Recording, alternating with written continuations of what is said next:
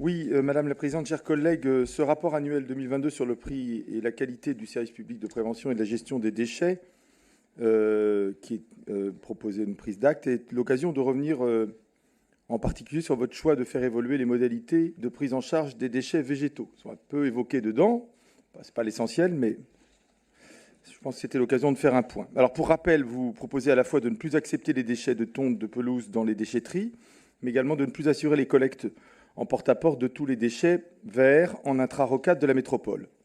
Alors, à l'occasion du débat sur cette évolution en mars 2023 dans cette enceinte, nous vous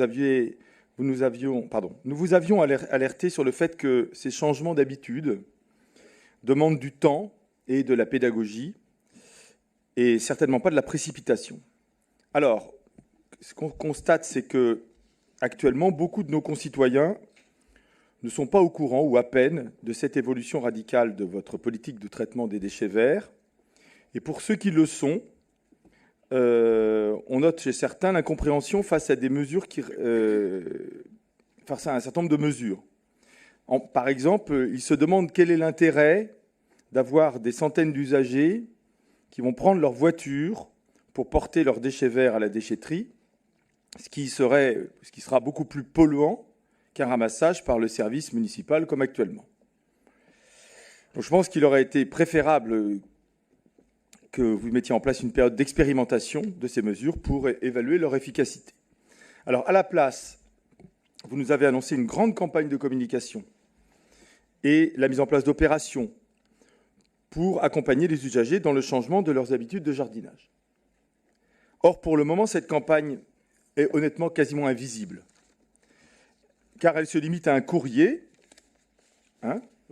accompagné d'un dépliant, mode d'emploi, assez succinct, bien fait, qui a été envoyé avant l'été, et dans lequel on annonce en particulier des ateliers gratuits d'accompagnement sur inscription. Cette communication est donc inefficace pour convaincre l'ensemble des concitoyens concernés du bien fondé de ces mesures, ni pour faire évoluer leurs pratiques. Parce qu'une communication bâclée risque en plus de favoriser des pratiques peu citoyennes et contre-productives. J'ai déjà parlé des dépôts sauvages de déchets verts sur le domaine public, l'utilisation de bacs d'ordures ménagères pour évacuer les tontes de pelouse, ou pire, l'artificialisation de jardins précédemment en pelouse pour ne plus avoir à les entretenir.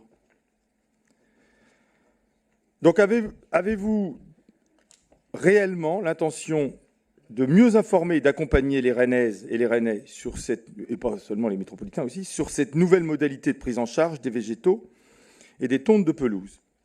Car pour le moment, ça n'en prend vraiment pas le chemin et cela risque surtout d'entraîner des effets inverses à ceux escomptés.